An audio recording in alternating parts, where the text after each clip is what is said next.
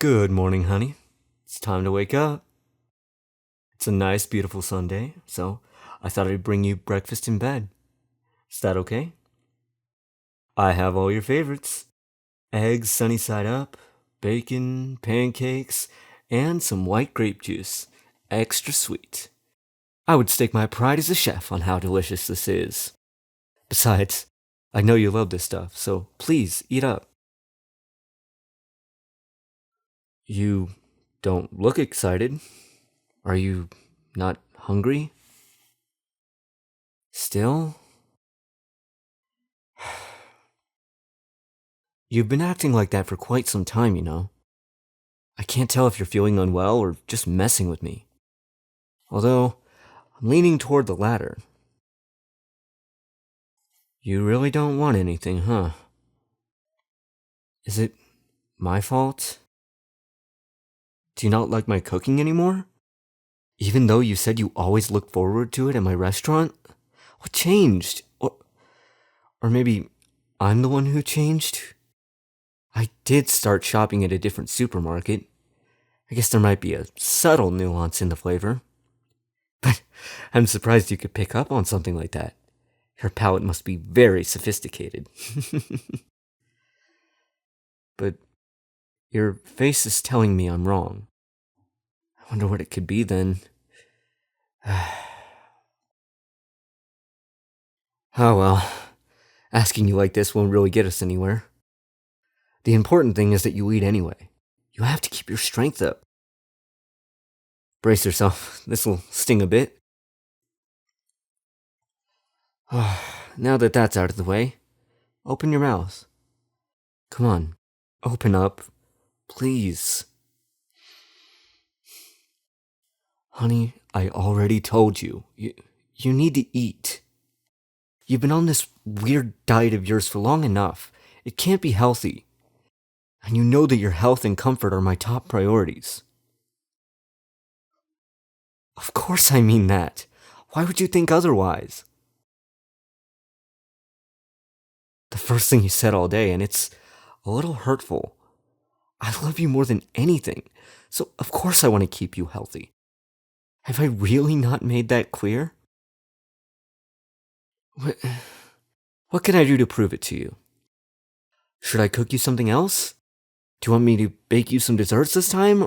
Or are you just tired of my cooking and want some takeout? Because I really don't mind. Really, I don't. Everyone needs a change of pace.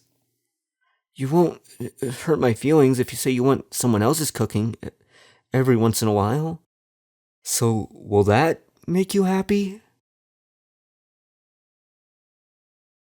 I'm missing the point? Please, just explain what's wrong so I can try to fix it. That's what I do now. I fix things for the both of us, so please, just trust me. You want to go? uh, go where exactly? Can you be a little more specific? The bathroom? The kitchen? Oh, do you want to see the view from the porch? It is very scenic. I love to sit out there and just think. Mainly, I think about the future after you gave up on these little games of yours and just let me take great care of you. I'm sure we'll get there someday, and I'm really looking forward to it. But until then... Oh, I'm sorry. I got distracted. So, where do you want to go? Home? What? What kind of joke is that, dear? Or is your silly diet finally messing with your memory now? I really have to work on that. This is your home, sweetie. I told you that when I brought you here, but I'll tell you as many times as I need to. This is your home. This is our home. A place for the two of us to be happy and free, together. Maybe you're not completely sold on the idea, but I still think it sounds lovely. You don't feel free, huh? Yeah, I get that. I guess that's partially my fault. I just haven't been able to do enough for you. But I swear, the restraints are only temporary. As soon as you truly adjust to our new living situation, I'll gladly remove all of them. But for now, it's just, well, it's not safe for us to do that. Not yet, anyway. You're still unwell. You remember, don't you? When I first brought you here, you started thrashing around, trying to hurt me and yourself. It was so scary. So I can't let you do that to yourself again. I just don't know what I would do if you got hurt because of me. Yes, I do understand what I'm doing. I'm making a safe and healthy environment for the two of us. From the beginning, I knew it would be a lot of work. There are new challenges every day. I still make mistakes, but that's what being a couple is all about. Making sacrifices together for a brighter future, together with the one you love. What do you mean? I've made plenty of sacrifices for you, not to mention risks. Getting you here wasn't easy. We're lucky we got a taxi driver that didn't care about the state you were in. Plus, there are still times when I have to throw people off your trail. If I didn't spend so much time preparing this, I would have been busted a while ago. Anyway, please don't question my commitment to this relationship. Now you're just being dramatic. Don't say you want out of this relationship. I know for a fact that you're lying. You can't trick me now. Not after all those sweet things you did and said. There's no way you didn't want this to happen. You came to my restaurant so often that I started looking forward to your visits. They were the highlight of my week. You were so adventurous, always trying a new item on the menu. And no matter what you ordered, when you finished eating, you looked so full and satisfied. Your joy was written all over your face whenever you came by to thank me personally. One day I simply realized, or rather remembered, that the entire reason I became a chef was to see someone make a face like that, all because of my cooking. So you see, you made my dream come true, and I wanted to repay you for that kindness. But I know we could both agree that once a week wasn't enough, so I decided I would become your part-time personal live-in chef and your full-time boyfriend. I'm sure you're tired of hearing that silly little joke, but you keep acting like you had nothing to do with this decision, so I have to remind you every time. Not that I mind. It's such an adorable love story, one that I hope never ends. And that's why I need you to eat the food that I prepare for you. I'll get it into your stomach one way or another. This is your last chance to actually enjoy your meal.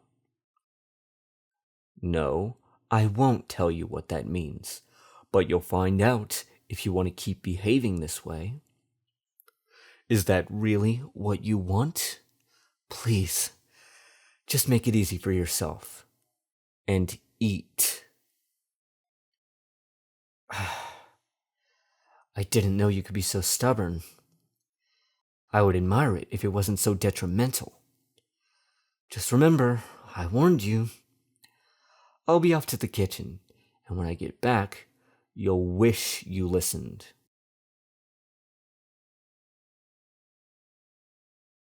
I thought this would be a punishment, but this special breakfast smoothie I made for you actually looks kind of appetizing.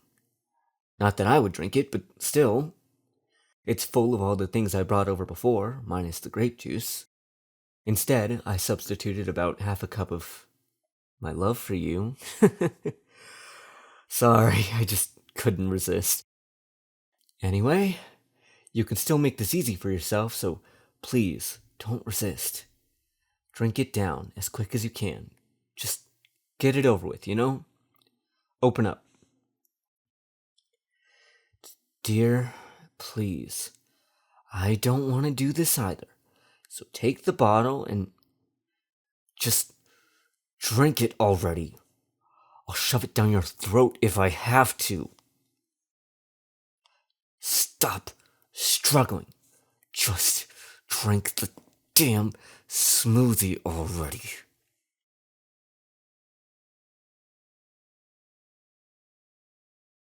You put up quite a struggle for someone so malnourished.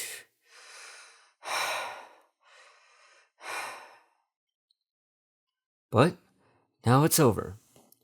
It wasn't so bad, right? Better than starving, don't you think? Oh, you're dribbling a bit. Let me wipe that clean. There. All better. Can't have that pretty face getting all messy. You still look upset. I wish you would at least tell me why you were so against eating my cooking. If you did, then I could just fix it and we can move on. So please be honest with me. Worried? Worried about what? Oh. Okay, yeah. That makes sense, actually. I drugged your food once to bring you here, and you're scared I'll do it again. That's only natural. I'm sorry for that, I really am. I was just so desperate to run away with you. But I know how you can be a little shy. I thought if I asked you to leave with me, you might say no, even though I knew we both wanted it. So I just thought it would be easier if I took the choice out of your hands. I mean, if you didn't seize the opportunity, I'm sure you would have spent your life regretting it, but now you don't have to worry about that. You don't really have to worry about anything, actually. That's what I'm here for. I think we've been here long enough for you to acknowledge how well I've been caring for you. Bathing you, pampering you, and of course, feeding you. Although, you tried to resist all of that. The point is, I'm your boyfriend now, and I promise I will never neglect you and your health. Really, the only one doing that is you. If you won't take care of yourself, then I'll just have to do it for you. If you don't want that, then you'll have to find a way to prove it to me. Otherwise, the restraints will stay where they are, as will you. So, what do you say? Dear?